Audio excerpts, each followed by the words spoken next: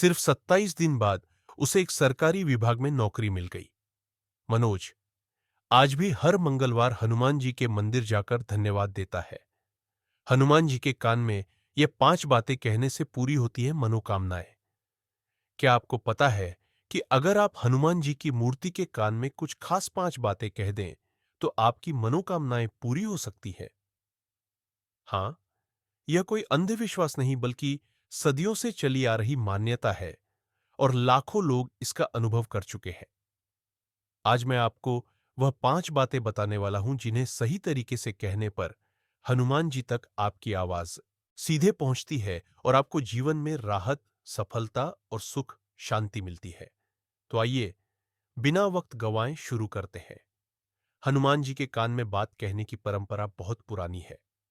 भारत के कई हिस्सों में, खासकर उत्तर प्रदेश, बिहार, राजस्थान, मध्य प्रदेश और महाराष्ट्र में मंगलवार और शनिवार के दिन हनुमान जी के मंदिरों में भक्त उनके कान के पास जाकर धीरे से अपनी मनोकामनाएं कहते हैं।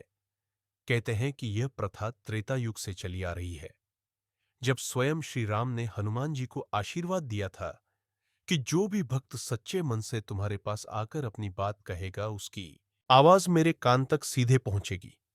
महाराष्ट्र के मंदिरों में लोग शनिवार को श्री राम जय जय राम मंत्र कान में कहते हैं। उत्तर भारत में लोग अपनी समस्याएं, इच्छाएं या मनोकामनाएं बताते हैं।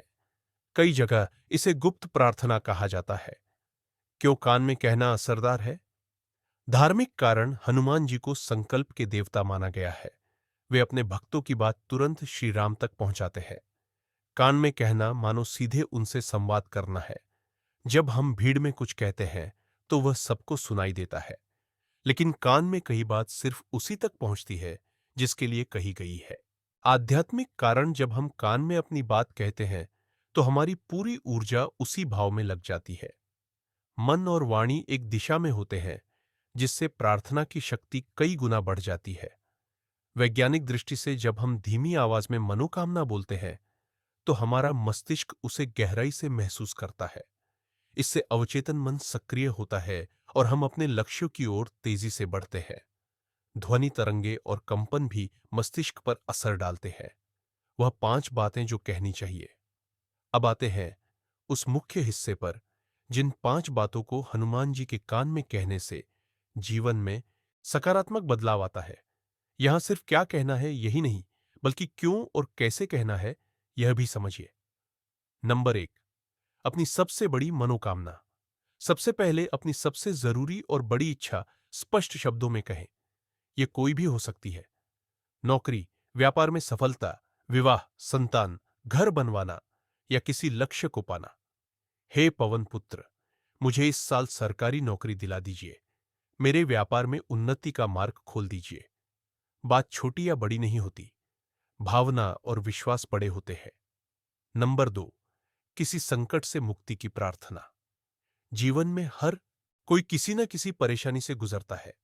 कर्ज, बीमारी, कोर्ट केस, पारिवारिक विवाद, नौकरी का संकट।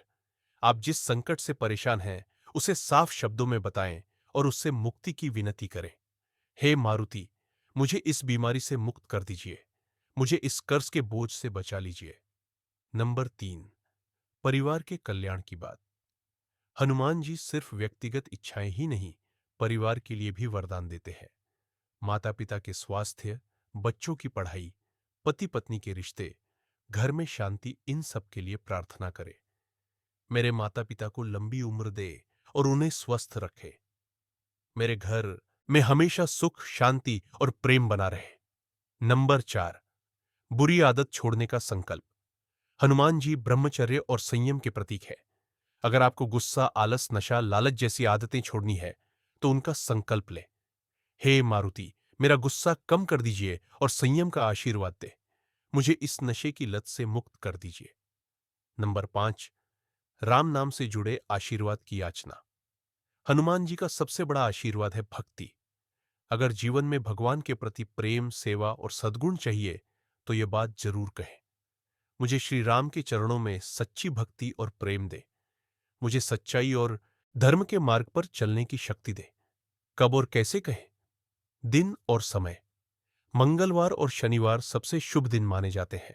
सूर्योदय के समय या सूर्यास्त से पहले का समय उत्तम है। तैयारी: एक, सुबह स्नान करके साफ कपड़े पहने। 2, हनुमान चालीसा या राम नाम का 11 बार जाप करे। 3, मन को शांत करे और सिर्फ हनुमान जी पर ध्यान लगाए। प्रक्रिया: एक, मंदिर में जाकर हनुमान जी को प्रणाम करे। 2, दीप जलाएं और प्रसाद चढ़ाए। 3, मूर्ति के कान के पास जाए। 4, आंखें बंद करके मनोकामनाएं धीरे धीरे कहे। 5, अंत में धन्यवाद दें और प्रणाम करें। वाराणसी का एक युवक जिसका नाम मनोज था, कई साल से बेरोजगार था। वह हर जगह कोशिश कर चुका था, लेकिन नौकरी नहीं मिल रही थी। एक दिन उसने सुना कि हनुमान जी के कान में मनोकामना कहने से इच्छाएं पूरी होती है। मंगलवार की सुबह वह संकट मोचन मंदिर गया, स्नान किया, चालीसा पढ़ी और कान में कहा, हे पवनसुत, मुझे एक अच्छी नौकरी का अवसर दे। सिर्फ 27 दिन बाद उसे एक सरकारी विभाग में नौकरी मिल गई। मनोज आज भी हर मंगलवार हनुमान जी के मंदिर जाकर धन्यवाद देता है। सावधानियां: एक, मनोकामना स्वार्थी या किसी को नुकसान पहुंचाने वाली ना हो। 2, श्रद्धा और विश्वास के साथ कहे, संदेह ना रखे। 3, एक बार कहने के बाद अधीर ना हो, समय पर भरोसा रखे। 4, वादा करे कि इच्छा पूरी होने पर आभार जताएंगे। हनुमान जी के कान में बात कहना सिर्फ एक धार्मिक क्रिया नहीं, बल्कि आत्मविश्वास और भक्ति का मेल है। जब आप सच्चे मन से अपनी बात कहते हैं, तो वह सिर्फ हनुमान जी तक नहीं, आपके भीतर की शक्ति को भी जागृत करती